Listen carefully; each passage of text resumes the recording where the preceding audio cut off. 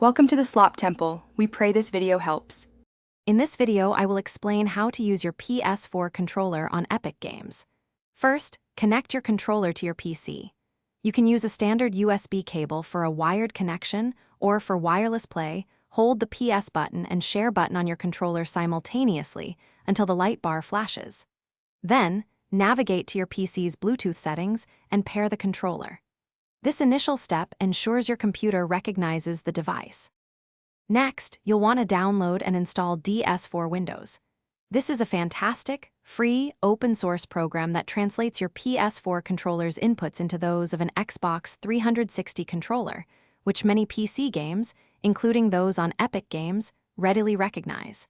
Simply extract the downloaded files and run the DS4 Windows exe application to begin the installation process.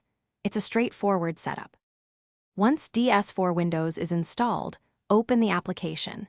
You should see your PS4 controller listed as a connected device. Here, you can create a new profile or use a default one.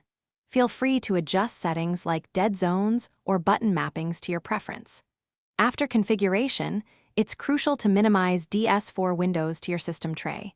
It needs to run quietly in the background for your controller to function correctly.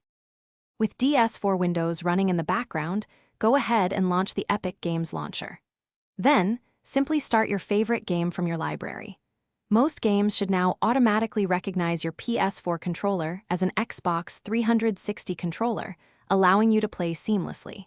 If you encounter any issues, double-check that DS4 Windows is active and your controller is properly connected. Enjoy your gaming. Thanks for watching. Consider subscribing if we helped you.